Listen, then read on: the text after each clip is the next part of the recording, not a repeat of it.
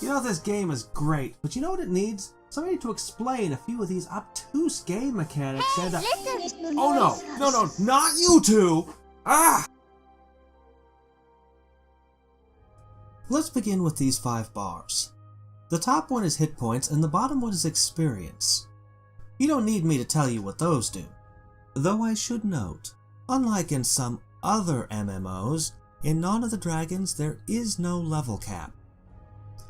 As for these 3 bars in the middle, they are 3 different flavors of energy. The lime flavored bar is for questing, the tangerine bar is for hitting raids, more on that in a minute, and our grape bar is for the guild stuff. When one of these bars runs out, the game will ask you if you want a refill. Well, let Akbar tell you. It's a trap! Never pay 10 PCs to refill a bar. Paying gold to heal your hit points is fine though. Go ahead and do that whenever you need to. Gold is cheap, but hold on to your planet coins until you know more about them. These things are precious. Questing is pretty well covered by the tutorial, but there's a few things that you should know about raids. First of all, you don't need to kill a raid boss by yourself. In fact, it's very wasteful to do so. For now, you want to just take a few bites and then hurl the poor unsuspecting boss to the wolves. I assure you that Mazalu here will die within seconds of touching world chat, and then you can collect the spoils for your part in it. You can also click on any raid that you see here in world chat and hit it. However, most of these will be way too big for you to get any spoils from. For now though, don't worry too much about spoils. You should just focus on leveling up. To use your purple bar, you need to join a guild. For now, just hop into a public guild. You can just walk in, no questions asked, and leave anytime you wish. Unfortunately, public guilds are rather poor and can't offer much more than a few special raids called guild raids. These will be more than enough to get you past level 100. See this game of Warhammer they have going on? Click on that. Then join one of the raids. You can hit them just like a regular raid. However, you should not share these with world chat, because only people in your guild can hit your guild raid. And all of them already know where to look for these. So how do we make money? If you answered, well, my character is a farmhand, then hi! This must be your first time playing an RPG. If your answer was, go to the middle of the woods, walk in circles, and mash the B button, then you're making the same mistaken assumptions that I did.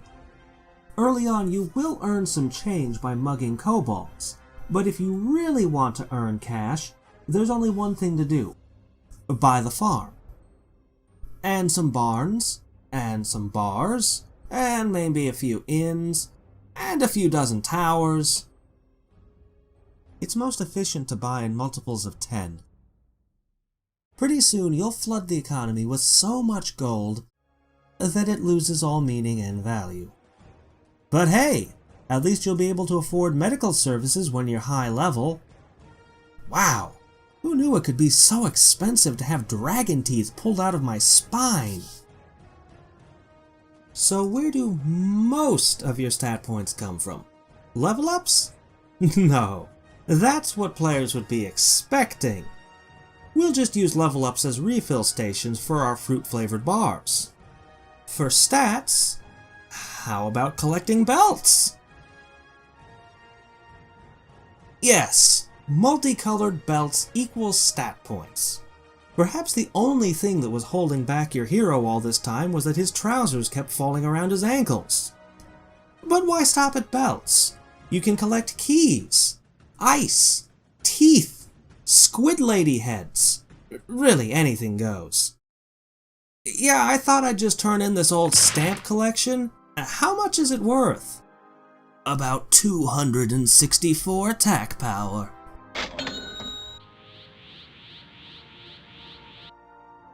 Oh, and for now you want to pour everything you can into energy and stamina, because once you put on some levels, the game is going to limit you on those. And on that note, I should mention that the best gear for you at this point is whatever gives you the most energy, stamina, or honor, because those things help you to level. Now let's take just a moment to talk about legions, your very own rowdy horde of battle-crazed minions.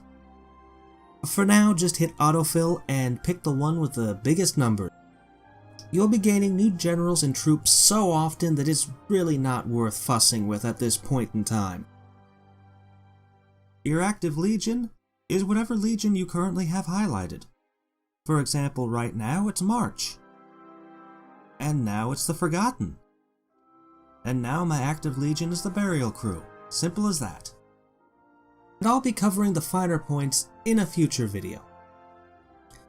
In the next video, we'll cover magic, the Citadel, planet coins, and what your best first purchases are, PvP, and the awesomeness that is Mutic script. I'll also touch briefly on what the stats actually do. So, until next time and every time, this is Hadrix signing off.